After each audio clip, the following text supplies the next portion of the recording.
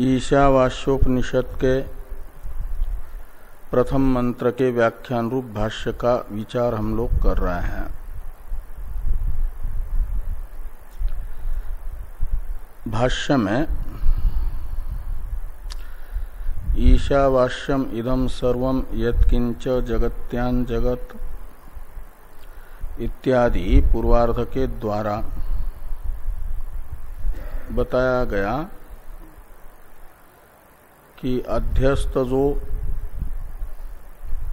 समस्त नाम रूप कर्मात्मक जगत है उसका अधिष्ठान भूत प्रत्यग अभिन्न ब्रह्म रूप से ग्रहण करना चाहिए।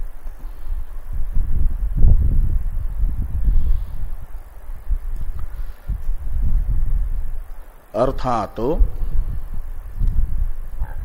समस्त जगत का बाधक जो अहम ब्रह्मास्मि इत्याकारक बोध है, इस बोध को प्राप्त कर लें। ये जैसे याज्ञवल्क्य जी मैत्री को कहते हैं, यदि तुम अमृतत्व को प्राप्त करना चाहती हो तो अमृतत्व कामेन आत्मा द्रष्टव्य। अमृतत्व की प्राप्ति के लिए तो आत्मदर्शन आवश्यक है। अमृतत्व प्राप्ति का ही दूसरा नाम है मोक्ष। मोक्ष है समूल अध्यास की निवृत्ति, और समूल अध्यास की निवृत्ति के लिए समस्त जगत का बाधक, अध्यास मात्र का बाधक जो आत्मदर्शन है, अद्वैत दर्शन है, अधिष्ठान का आत्म रूप से अनुभव है, उसे प्राप्त कर लें।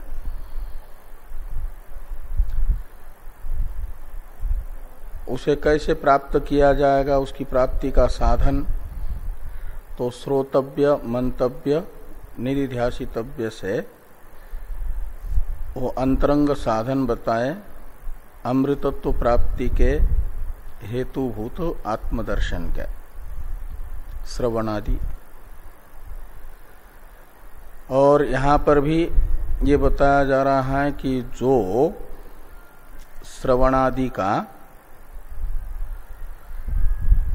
श्रवणादि रूप विचार है, इन विचारों का अधिकारी, विचारादि साधन का, उस साधक को विचारादि साधनों से ब्रह्म ज्ञान प्राप्त करना चाहिए। ये एक प्रकार से यहाँ पर विधि अपेक्षित है विचारादि की।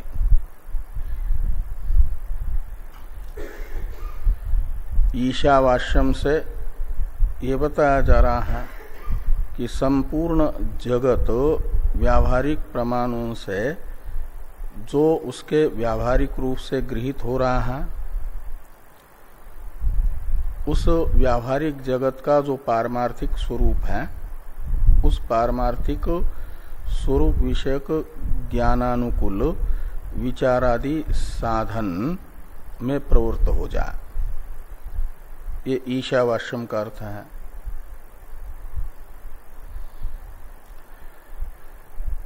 और उसमें फिर दो प्रकार के लोग हैं जिनको उपदेश मात्र से अहम ब्रह्मास्मि बोध नहीं हो पाता, तो निश्चित है उनके चित्त में प्रतिबंधक ज्ञान की उत्पत्ति में दोष विद्यमान है।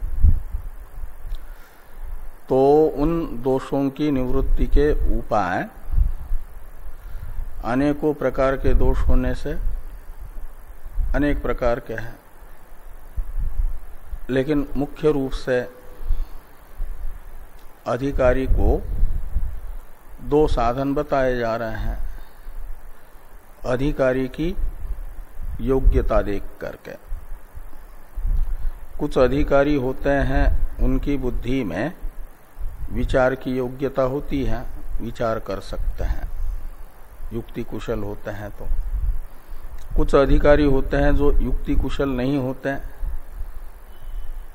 सुन करके जो अर्थ गृहीत हुआ, किसी ने बताया तो श्रद्धा से उसका अनुष्ठान कर सकते हैं। उनको माना जाता है भावना के अधिकारी, उपासना के अधिकारी। और जो विचार करने में कुशल हैं तो उनके बुद्धि में कुतर्कादि दोष होते हैं। उन कुतर्कादि दोषों को दूर करने के लिए कुतर्क का ही विश्लेषण है प्रमाण विषयक संशय विपर्य, प्रमेय विषयक संशय विपर्य। ये कुतर्क बुद्धि में आने से होते हैं। और इन कुतर्कादि को दूर करने के लिए विचार की जरूरत है, प्रज्ञा को आस्तिक बनाने की जरूरत है। इसके लिए वेदानुकूल युक्तियों से विचार आदि, विचार मनन, ये साधन बताया जाता है। और इस साधन का जो अधिकारी है विचारादि से जब ज्ञान की उत्पत्ति में प्रतिबंधक दोष निवृत्त होते हैं, ज्ञान होता है, तो ज्ञान से जगत बाधित हो जाता है, ब्रह्म रूप से गृहीत होता है। अब इसे समझाने के लिए दृष्टांत भाष्य में बताया था, यथा चंदना गर्वादे इत्यादि से, कि औपाधिक जगत का उसके अधिष्ठान ज्ञान से बाध होता है, और अधिष्ठान का ज्ञान उपदेश मात्र से जिसे नहीं हो पा रहा है, उसे विचारादि से अधिष्ठान ज्ञान के प्रतिबंधक दोष की निवृत्ति होने पर अधिष्ठान का ज्ञान होता है, उससे जगत बाधित होता है। इसे समझाने के लिए दृष्टांत था चंदनादि का। तो चंदनादि में जैसे, साइलेंट कर दीजिए उसको, तो चंदनादि में जैसे जलादि के संपर्क से औपाधिक दुर्गंधि आती है, और उस दुर्गंधि का निराकरण करने के लिए आवश्यक होता है चंदनादि का घर्षण। और चंदनादि के घर्षण से जब स्वाभाविक सुगंध अभिव्यक्त होती है,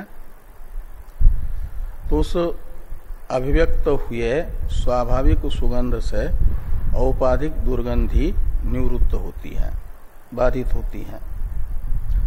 ऐसे ही सदोष चित्तवान जिज्ञासु के चित्तगत जो दोष हैं वे विचारादि साधनों से निवृत्त होते हैं, तो जगत के अधिष्ठान का मय के रूप में अनुभव होता है, उससे जगत बाधित होता है, आच्छादित होता है। ये दाष्टान्त रहेगा। इसी दाष्टान्त को बताने के लिए भाष्य में वाक्य आ रहा है, तद्वद एव ही स्वात्मनि अध्यस्तम इत्यादि। इसकी अवतरण टीका है यथेति, इस प्रतीक के बाद में तद्वद एव ही स्वात्मनि अध्यस्तम इत्यादि भाष्य की अवतरण टीका आ रही है। तो टीका को पहले देखिए। चंदना गर्वादे उदकादि संबंधात आर्द्री भावादिना जातम यद दौर्गंध्यम औपाधिकम मिथ्या तद यथा तत्स्वरूप निघर्षणाभिव्यक्तेन स्वाभाविकेन गंधेन आच्छाद्यते तद्वद विचारादेः स्वरूप सद्भावात मिथ्या बुद्धेर बाधकत्वम संभवति इत्याह तद्वद एव इहि। तो ये कहते हैं जैसे चंदन आगरू आदि दृष्टांत में जलादि के संपर्क से आर्द्री भावादि से उत्पन्न हुआ दौर्गंध्य वो औपाधिक यानी मिथ्या है, उसका वो स्वाभाविक नहीं है, आरोपित है। स्फटिक में आरोपित लालिमा के तरह वह चंदन में दौर्गंध्य आरोपित है और वो आरोपित दौर्गंध्य निवृत्त हुआ किससे? घर्षणादि से अभिव्यक्त हुए स्वाभाविक सुगंध से। ये कह रहे हैं तद यथा तत्स्वरूप निघर्षण अभिव्यक्तेन स्वाभाविकेन गंधेन आच्छाद्यते। ये दृष्टांत हुआ।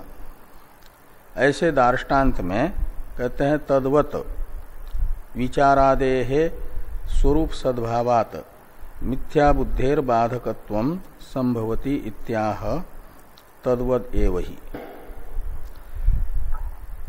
तो विचारादेः मिथ्या बुद्धेर बाधकत्वम संभवति ऐसा अन्वय करिए।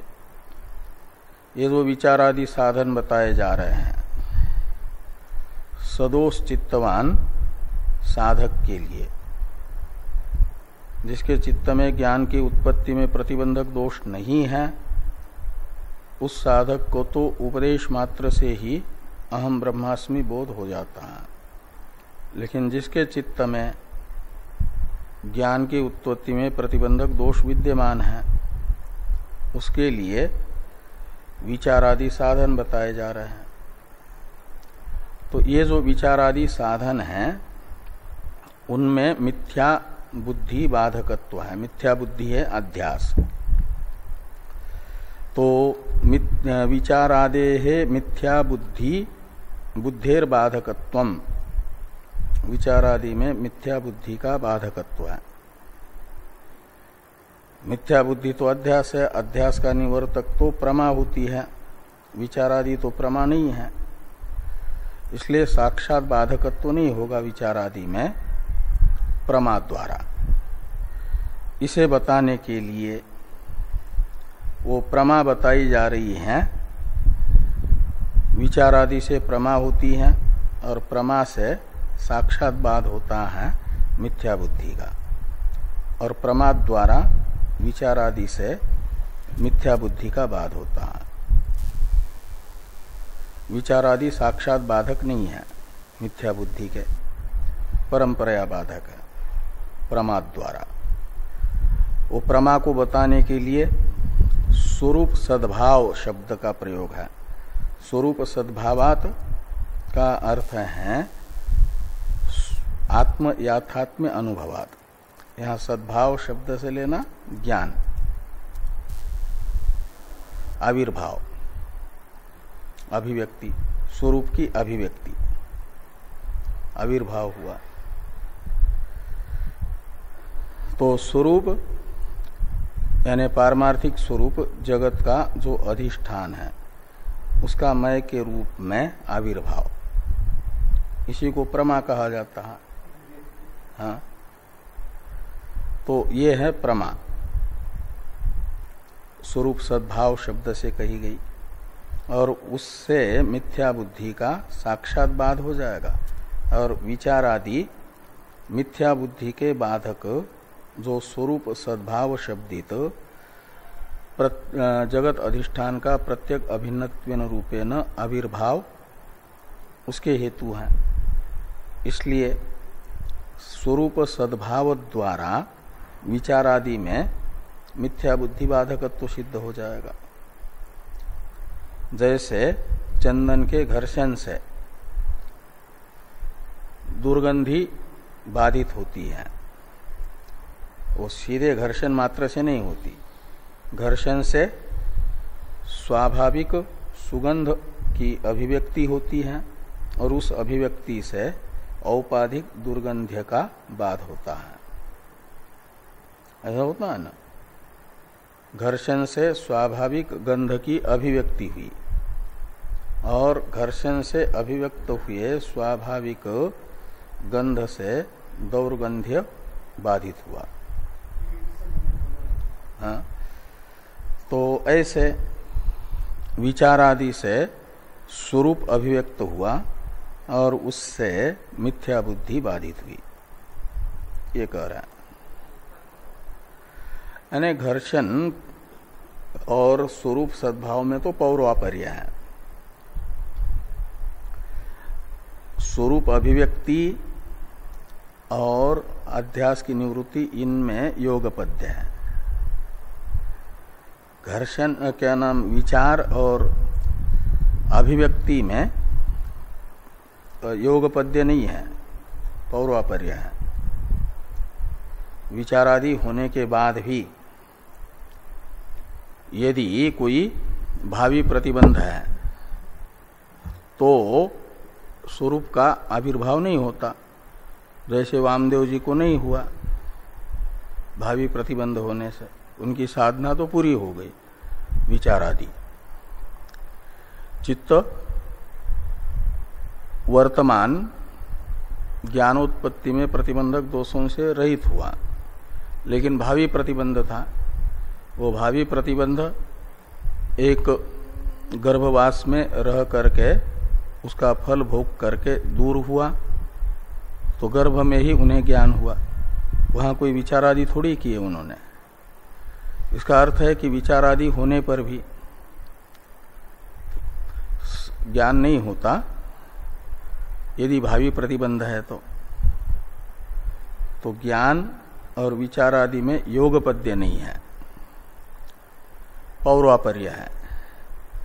और ज्ञान और अध्यास निवृत्ति में योगपद्य है, कार्य कारण भाव भी है, योगपद्य भी है। योगपद्य यानी समकाल।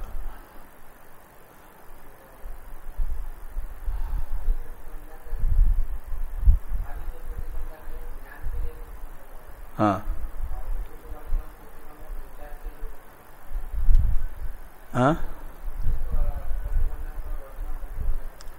हाँ, विचार तो आपका स्वयं का प्रयत्न है, वो प्रतिबंधों को हटाता है, वो तो प्रतिबंधों को हटाने वाला है। विचार आदि का प्रतिबंधक कुछ ऐसे पाप होते हैं, श्रेयांशी बहु विघ्नानि कहा जाता है, बीच में आ जाते हैं, लेकिन उत्तम कोटि के साधक होते हैं, प्रयत्न अतिशय कर लेते हैं तो वो दूर हो जाते हैं।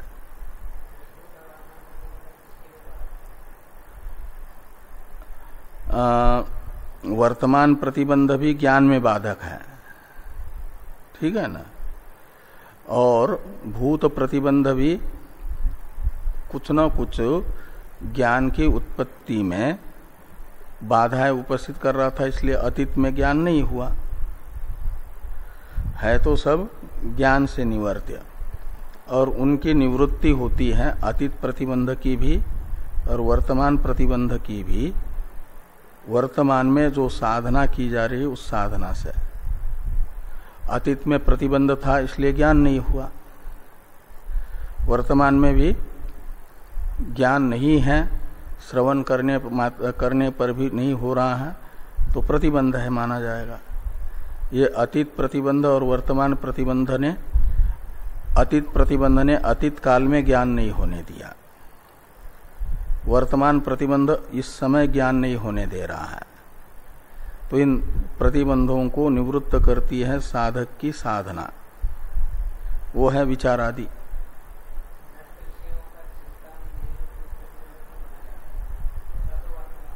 हाँ, विषय अतीत है, विषय अतीत है लेकिन चिंतन वर्तमान है, तो विषय प्रतिबंधक नहीं है, चिंतन प्रतिबंधक है। अतीत विषयों का जो चिंतन हो रहा है उसको एक प्रकार से स्मरण कहा जाएगा। वो स्मरण तो वर्तमान है ना, वर्तमान प्रतिबंध कोटि में आएगा। भूत प्रतिबंध तो होते हैं, अतीत में हमें ज्ञान नहीं हुआ।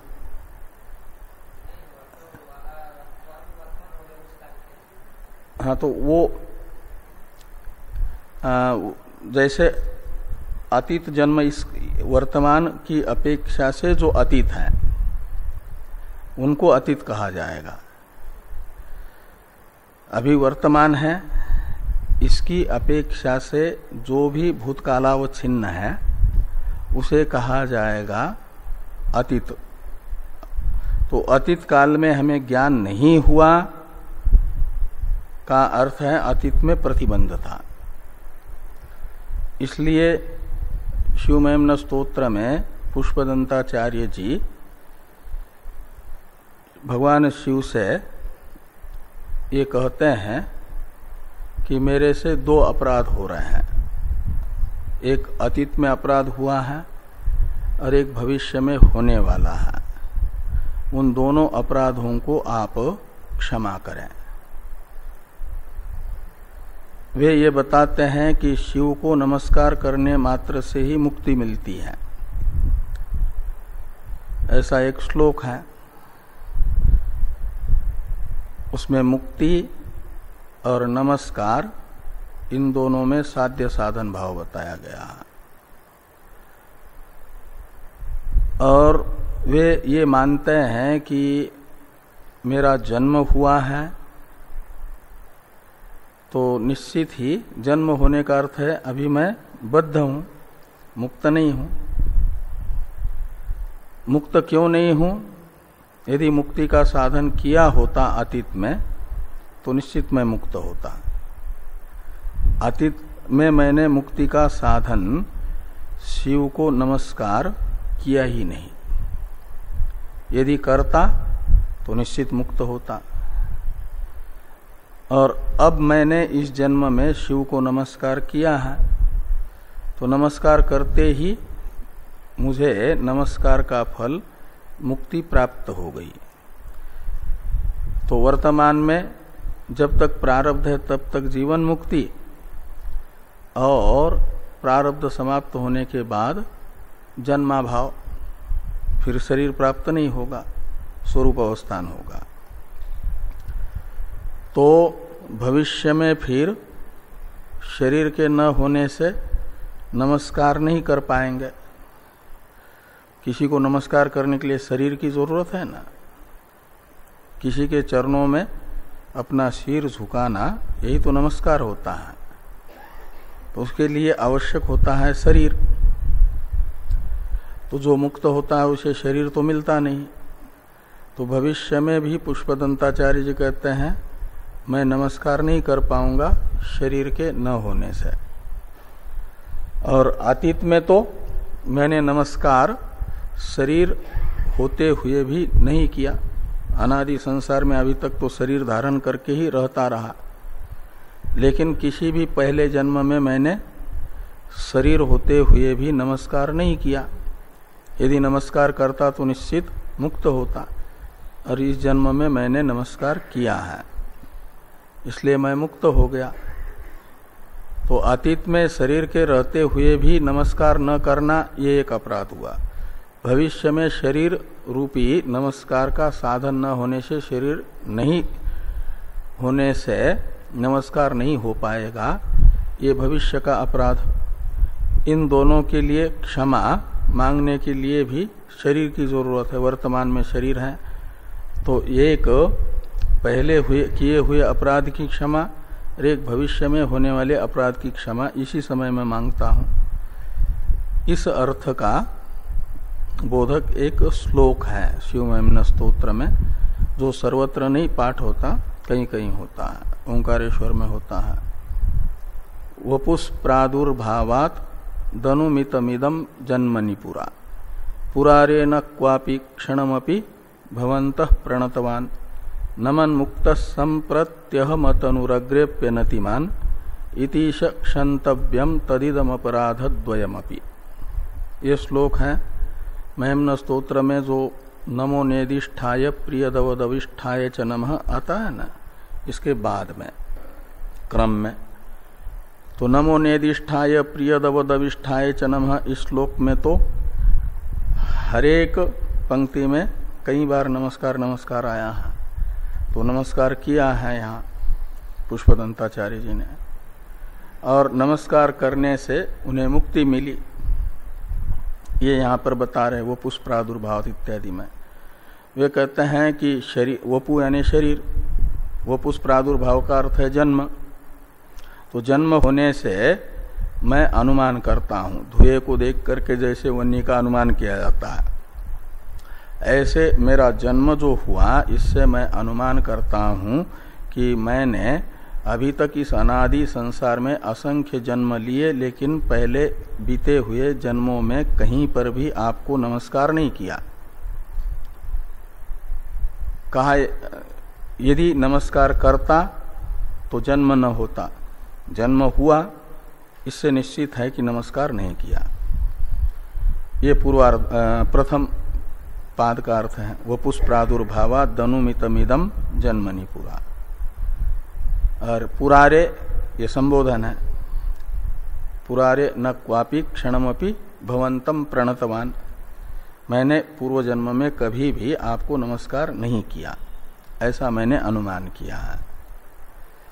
तीसरे पंक्ति में कहते हैं कि नमन मुक्त संप्रति, तो संप्रति यानी इदानीम, इस समय मैंने वर्तमान में नमस्कार किया। नमो नेदिष्ठाय प्रियदवदविष्ठाय च नमः इत्यादि श्लोक से।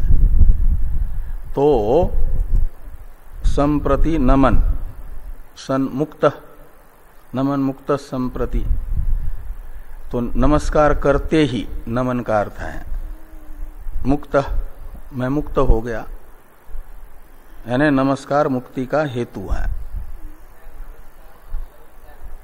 नमस्कार का स्वरूप है अहंकार का पूर्ण समर्पण, और अहंकार पूर्ण समर्पित हो जाए यदि, तो बिना अहंकार के तो फिर स्वरूप की अभिव्यक्ति होगी ना। मैं तो रहूंगा, अहंकार नहीं रहेगा। अहंकार तो है अनात्मा में आत्माभिमान, उसका समर्पण शिव जी के चरणों में, शिव को अहंकार समर्पित कर दिया का अर्थ है शिव को अपनी अहंता का आलम्बन बना दिया, तब वो नमस्कार होता है। तो शिव यानी अनात्मा कोई भी अपनी अहंता का आलम्बन नहीं रहा, तो शिव जी को ही अहंता का आलम्बन बना दिया, तो माना जाता है अहंकार का समर्पण रूप नमस्कार हुआ। वो ज्ञान ही है, ज्ञान से ही होता है वो। और मुक्ति मिल गई मुझे, तो फिर अग्रेप्य अनतिमान, अतनु, मुक्त हुआ तो भविष्य में मैं अतनु रहूंगा। तनु कहते हैं शरीर को, और अतनु का अर्थ है अशरीर। विधेय मुक्ति मिलेगी ना, तो अशरीर हो जाऊंगा, तो भविष्य में भी नमस्कार नहीं करूंगा। अनतिमान, नतिमान का तो अर्थ है नमस्कार, जो कर सकता है वो। अनतिमान का अर्थ है नमस्कार नहीं कर पाएगा। नमन मुक्त संप्रति, नमन मुक्त संप्रत्यनु अतनु रग्रेप्य अनतिमान, तो भविष्य में भी मैं नमस्कार नहीं कर पाऊंगा। ये भविष्य में होने वाला अपराध है। इतिश, हे ईश, इति यानी ये जो दो प्रकार के अपराध हैं, इन्हें क्षंतव्यम, क्षमा करें आप। का मतलब अतीत अपराध से वो मान रहे हैं कि अतीत में अपराध था, इसीलिए अतीत में ज्ञान नहीं हुआ। नमस्कार करते, नमस्कार का मतलब ज्ञान है, वो ज्ञान नहीं है। ज्ञान नहीं हुआ अतीत में, तो अर्थ है अतीत में अपराध था। जिस काल का जो प्रतिबंध है वो उस काल में ज्ञान का प्रतिबंधक बनता है। भविष्यत प्रतिबंध इसलिए कहा जाता है कि वो प्रतिबंध जब तक रहेगा तब तक ज्ञान नहीं होने देगा। तो जैसे गर्भवास में प्रतिबंध का, और कुछ प्रतिबंध होता है प्रारब्ध रूप जो प्रतिबंध है, भविष्य प्रतिबंध तो प्रारब्ध था ना उनका, वो प्रयत्न से निवृत्त नहीं होता। और जो प्रारब्धात्मक अपना फल भोगाने के लिए अभिमुख हुआ प्रतिबंध है, वह प्रयत्न से निवृत्त नहीं होगा, वो फल भोगा करके ही निवृत्त होगा। और बाकी जो प्रतिबंध होते हैं वे होते हैं प्रयत्न से निवर्त्य, जो अनारब्ध फल है। पहले अपराध तो किए हैं लेकिन अभी फल देने के लिए सामने नहीं आए, संचित जिसको कहा जाता है, वो धर्मेन पापम अपनुदति के अनुसार पूर्व में अर्जित जो प्रतिबंध है उनकी निवृत्ति हम वर्तमान में साधना से कर सकते हैं। तो ये जो वर्तमान प्रतिबंध प्रयत्न है वे अनारब्ध फल जितने प्रतिबंध है उन सब प्रतिबंधों को दूर करता है, आरब्ध प्रतिबंध को दूर नहीं करता। आरब्ध प्रतिबंध ही फिर वो दो प्रकार का है, वो इसी शरीर से भोगा जाने वाला और एक कुछ भावी शरीर से भोगा जाने वाला। वो होता है बहुत उच्च कोटि के जो लोग होते हैं। सामान्य जीवों का तो प्रारब्ध एक शरीर का ही होता है, एक जन्म का, लेकिन उच्च कोटि अधिकारी जो होते हैं अधिकारी, उनका 2 जन्म का भी 3 जन्म का भी प्रारब्ध होता है। वो ज्ञान होने से पहले ही बनता है, ज्ञान होने के बाद तो प्रारब्ध रहता ही नहीं, संचित रहता नहीं, तो प्रारब्ध भी नहीं बनेगा। तो वो जो जन्म हुआ वो प्रारब्ध से हुआ उनका। यदि वो प्रारब्ध शेष न होता तो उसी जन्म में उनको ज्ञान होता। 2 जन्म का प्रारब्ध साधक अवस्था में ही बन गया था उनका, इसलिए गर्भ में ज्ञान हुआ, लेकिन बाद में भी फिर जीवन मुक्त होकर के रहना पड़ा। और जैसे वो वामदेव शरीर में भोगने योग्य प्रारब्ध भोग करके समाप्त हुआ तो विधेय मुक्ति, ऐसा होता है। तो ये कहते हैं तद्वद एव। तो इससे स्पष्ट हुआ कि प्रतिबंध जब तक रहेगा तब तक ज्ञान नहीं होता। तो प्रतिबंध को दूर करने के लिए साधन बताए गए हैं, विचार और भावना, विचार आदि साधन। उनसे प्रतिबंध दूर होने के बाद जब ज्ञान होगा तो अध्यास बाधित होगा। इसे भाष्यकार भगवान भाष्य में कह रहे हैं तद्वद एव ही इत्यादि से। इसे टीका में टीकाकार ने कहा तद्वद विचारादे स्वरूप सद्भावात मिथ्या बुद्धिर बाधकत्वम संभवति इत्याह तद्वद एव ही इति। तो भाष्य को देखिए, तद्वद एव ही स्वात्मनि अध्यस्तम स्वाभाविकम कर्तृत्व भोक्तृत्वादि लक्षणम जगत द्वैत रूपम जगत्याम पृथिव्याम जगत्याम इति उपलक्षणार्थत्वात् सर्वम एव नाम रूप कर्माख्यम विकार जातम परमार्थ सत्यात्म भावनया त्यक्तम स्यात्। ये एक वाक्य है। तो तद्वद एव ये दृष्टांत का दार्ष्टान्त के साथ समन्वय करने के लिए है, यानी तद्वद एव का अर्थ निकलेगा तथैव। यथा से पहले दृष्टांत बता दिया कि दृष्टांत के अनुरूप ही दार्ष्टान्त में,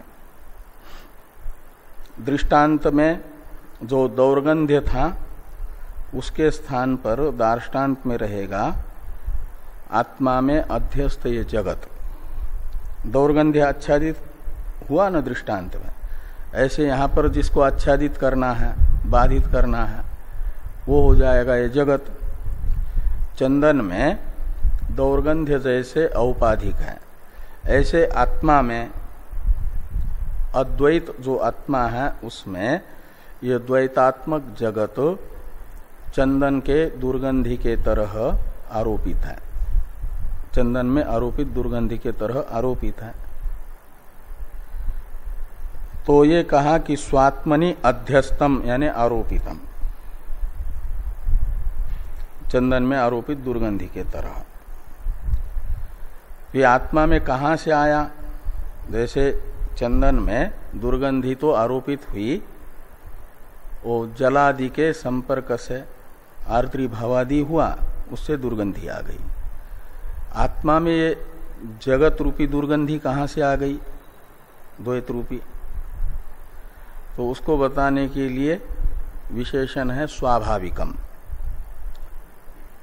स्वाभाविकम जैसे दृष्टांत में बताया था, उदक आदि संबंधत क्लेदादि जम, इस विशेषण से जो निमित्त बताया था चंदन में दुर्गंधि के आरोप का, ऐसे आत्मा में जगत रूपी दुर्गंधि के आरोप का निमित्त बताया जा रहा है स्वाभाविकम पद से।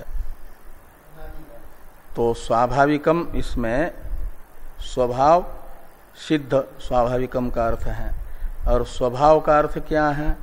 तो स्वभाव है अनादि अविद्या। स्वभाव शब्द का अर्थ है अनादि अविद्या। अनादि अनिर्वचनीय जो अविद्या है, और उस अविद्या से सिद्ध है आत्मा में यह आरोपित जगत। तो ये चंदन में दुर्गंधि आदि का निमित्त जैसे जलादि का संबंध है, ऐसे आत्मा में जगत रूपी दुर्गंधि का आरोप होने में निमित्त बन रहा है स्वभाव शब्दित अनादि अनिर्वचनीय अज्ञान, अविद्या। अविद्या से जो होता है उसे कहा जाता है स्वाभाविक अविद्यक। स्वाभाविक शब्द का अर्थ है अविद्यक। तो ये जो आत्मा में अध्यस्थ है उसका क्या स्वरूप है जगत का? तो स्वरूप बताया जा रहा है कर्तृत्व भोक्तृत्वादि लक्षणम। आत्मा अकर्ता है, उसमें अविद्या के कारण कर्तृत्व प्रतीत होता है। अभोक्ता है, उसमें भोक्तृत्व प्रतीत होता है। क्या? हाँ ठीक है। हाँ, इसको अनादि अनादि सिद्ध है का मतलब अविद्या से सिद्ध है। अविद्या से जो सिद्ध होता है, अनादि ये विशेषण है अविद्या का। अनादि अविद्या से जगत भास रहा है, अनादि सिद्ध है का अर्थ। उससे यही सिद्ध हो रहा है कि वो मिथ्या है, वास्तविक नहीं है। लेकिन ये कब से भास रहा है? तो पूर्व अध्यास, उत्तर अध्यास में हेतु है ना। पीछे चलते जाएंगे तो अनादिकाल से है, लेकिन ज्ञान होते ही निवृत्त होता है, ये दिखाना है। हाँ, अनादि शांत है। तो आत्मा अकर्ता है, उसमें कर्तापना ये अविद्या से आरोपित है। आत्मा अभोक्ता है, भोक्ता कहते हैं सुख दुख के अनुभविता को। आत्मा को वस्तुतः सुख दुख आदि का अनुभव नहीं होता, लेकिन इस समय प्रतीत हो रहा है मैं सुखी हूं, मैं दुखी हूं, तो ये भोक्तापना है, आत्मा में आरोपित है। ये अनादि अविद्या से आरोपित है। और आदि शब्द से और भी लेना, मैं मनुष्य हूं, मैं ब्राह्मण हूं, मैं क्षत्रिय हूं, मैं सन्यासी हूं, मैं गृहस्थ हूं इत्यादि, ये सब कर्तृत्व भोक्तृत्व आदि लक्षणम यानी स्वरूपम जगत, यही आरोपित आत्मा में आरोपित दुर्गंधि है, चंदन में आरोपित दुर्गंधि के तरह। और ये द्वैत रूपम, द्वैतात्मक ये जगत है। और जगत्याम पद से लिया जा रहा है एक दो प्रकार का जगत नहीं, समस्त जगत, सकारण जगत। ये कार्य भी और उसका कारण जो स्वभाव शब्दित अनादि अविद्या है, वो भी कोई स्वतंत्र सत्तावती नहीं है, वो भी आत्मा में आरोपित है। वो स्वयं आत्मा में आरोपित है और उसका कार्य ये जगत भी आत्मा में आरोपित है। इसे बताया जा रहा है कि जगत द्वैत रूपम जगत्याम पृथिव्याम जगत्याम इति उपलक्षणार्थत्वात्। जगत्याम यह पद उपलक्षणार्थ होने से समस्त जगत को लेना, सकारण समस्त जगत, अनात्मा मात्र। इसके लिए कहते हैं कि सर्वम एव नाम रूप कर्माख्यम विकार जातम। तो नाम रूप कर्म रूप जो विकार है उसके कारण के साथ, अविद्या के साथ, अविद्यक जगत, वो सब का सब यहां पर अविद्या से आत्मा में आरोपित है व्यवहार अवस्था में। उसे परमार्थ सत्यात्म भावनया त्यक्तम शात। ये जो अविद्या से आरोपित जगत है वह परमार्थ सत्य भावना से, परमार्थ सत्यात्म भावना से त्यक्त यानी बाधित होता है।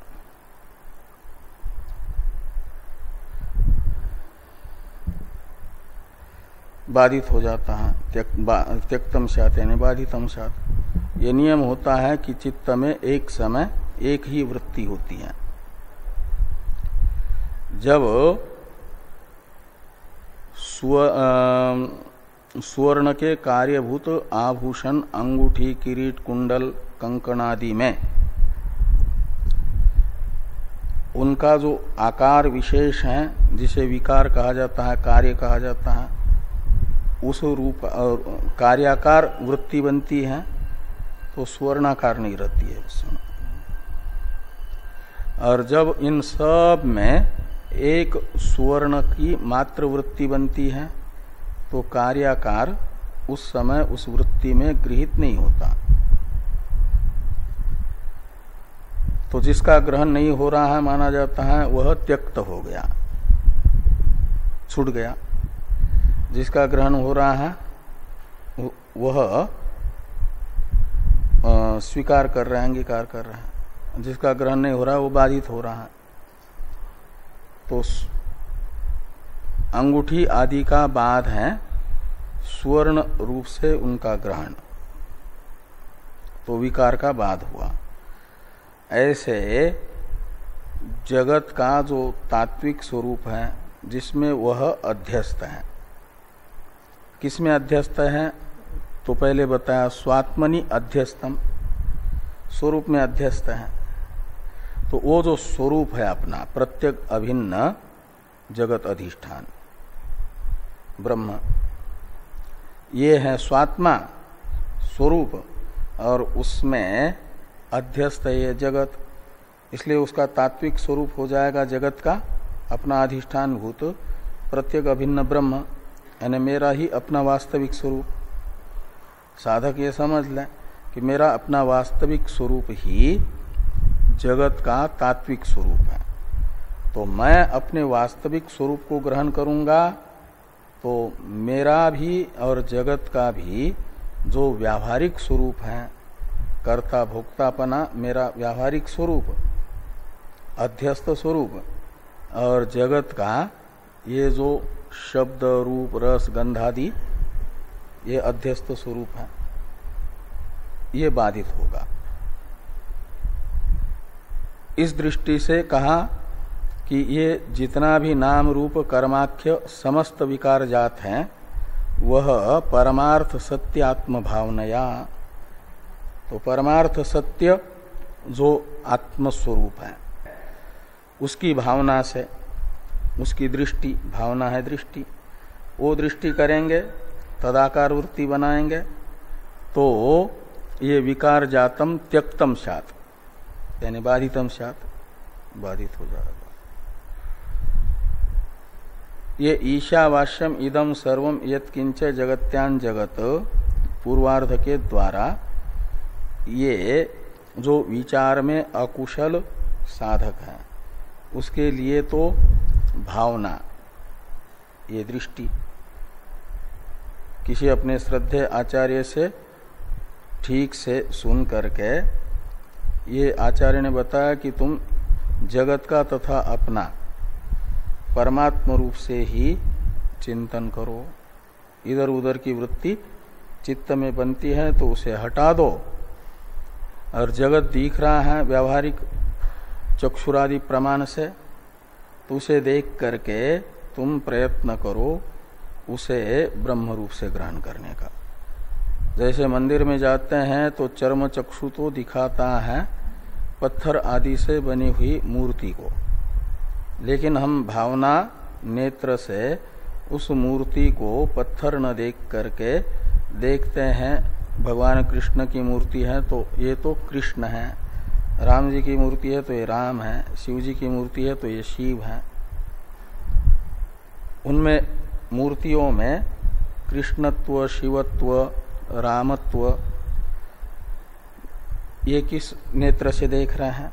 चर्म चक्षु तो मूर्ति के आकार के पत्थर को दिखाता है, और उनमें शिवत्व, विष्णुत्व देखते हैं हम अपने भावना नेत्र से।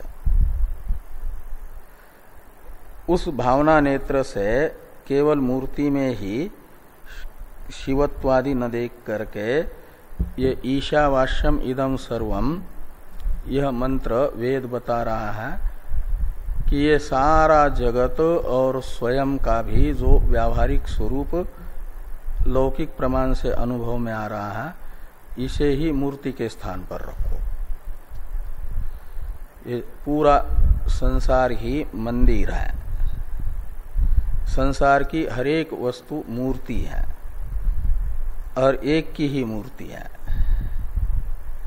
वो ब्रह्म की मूर्ति है, और वो ब्रह्म प्रत्येक अभिन्न है, तुम ही हो। तो ऐसी भावना करो कि मेरे से ब्रह्मरूप जो मैं हूं ये मेरा ही सब रूप है। ये भावना करेंगे तो ये इसे कहा जाता है ये संवादी भ्रम। दो प्रकार का भ्रम होता है ना, एक संवादी भ्रम, एक विसंवादी भ्रम। ये संवादी हो जाएगा। तो है तो तात्विक दृष्टि है, लेकिन अभी जगत के तात्विक दृष्टि में तो जगत का बाध करके बाध समानाधिकरण किया जाता है। यहां अभी बाध नहीं हो पा रहा है, इसलिए विचारादि से तो वो तत्व तक बुद्धि को पहुंचा करके वो किया जाता है, इसलिए वो इसे भावना कर रहे हैं। है वास्तविक ही भावना, जो वास्तविक स्वरूप है उसी की भावना करने के लिए कहा जा रहा है।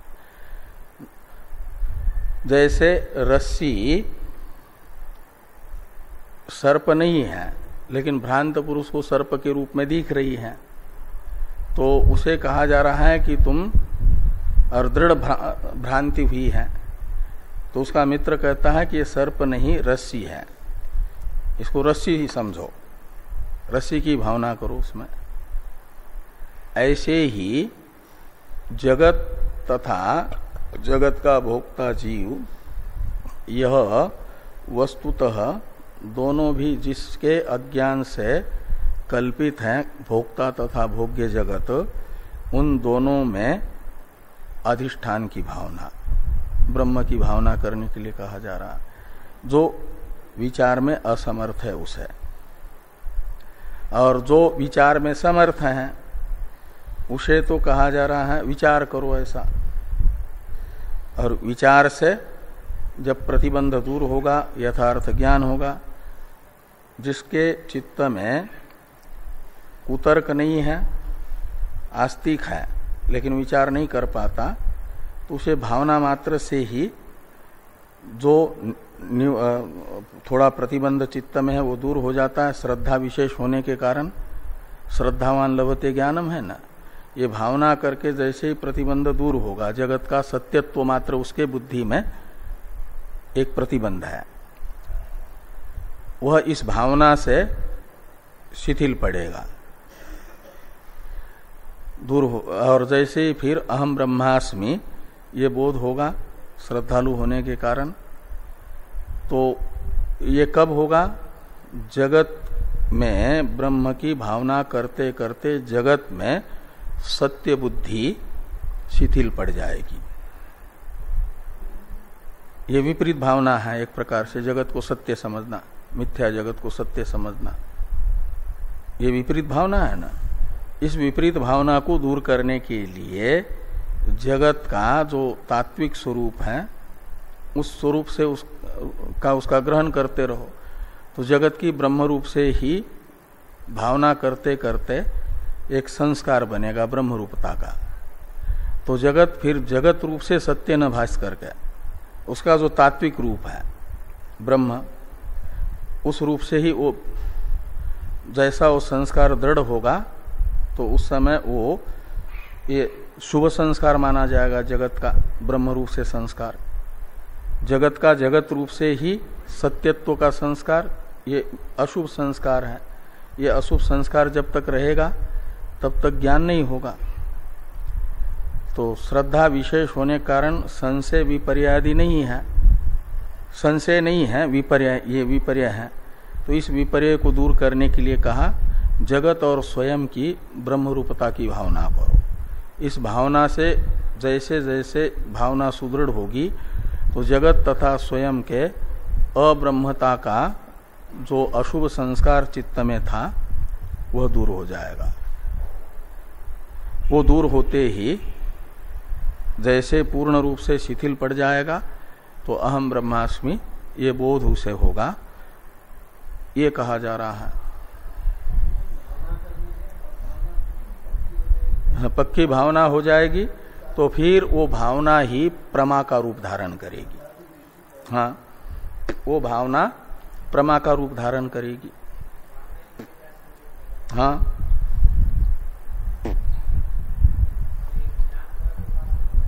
हाँ, ज्ञान की अंतरंग साधन रूप उपासना बताई जा रही है। और जो विचार कुशल है उसके लिए विचार। थोड़ी टीका है, टीका को देखिए। स्वभावो अनादि अविद्या, ये जो स्वाभाविकम विशेषण है ना जगत का, उसमें स्वाभाविकम पद का अर्थ कर रहे हैं। स्वाभाविकम में वो ठक प्रत्यय होकर के विकार अर्थ में तस्य विकार, फिर ठस्य इकह सूत्र से इक होकर के और ठक प्रत्यय ठय प्रत्यय हुआ और वो ईंत होने से आदि वृद्धि हो जाएगी स्वाभाविकम। स्वभावस्य विकारः स्वाभाविकम। तो ये स्वभाव क्या है? तो कहते हैं स्वभावो अनादि अविद्या। अनादि अविद्या को स्वभाव कहा जाता है। और तत्कार्यम, तत्कार्यम यानी उस अनादि अविद्या के कार्य को कहा जाता है स्वाभाविक। ये जगत स्वाभाविक है का अर्थ है अनादि अविद्या का कार्य है।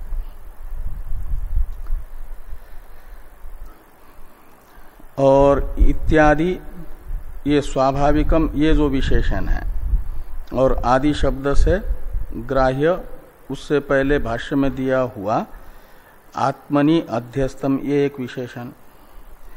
ये दो विशेषण जगत के भाष्य में देकर के भाष्यकार भगवान जगत में बाध योग्यता दिखा रहे हैं।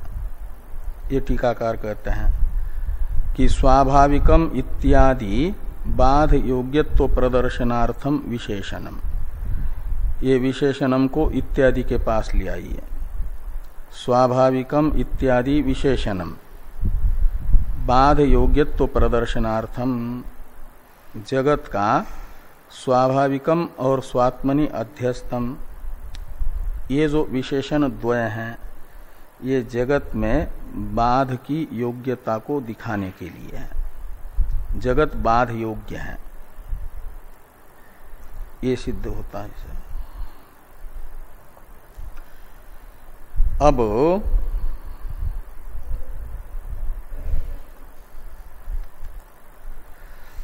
भाष्य में आगे वाक्य आ रहा है एवं ईश्वरात्म भावनया युक्तस्य इत्यादि। इसकी अवतरण टीका है। ये जो एवं विचारादि प्रयत्नवतो अनृत दृष्टि तिरस्कार संभावना उक्त्वा इत्यादि। ये सब जो हैं वहां तक एवं इत्यादि भाष्य का अवतरण है। कहाँ तक? ये प्रसिद्धत्वाच्च इति अभिप्रेत्य आह एवं ईश्वरात्मेति। ये अवतरण टीका है लंबी, इस पर चर्चा होगी कल।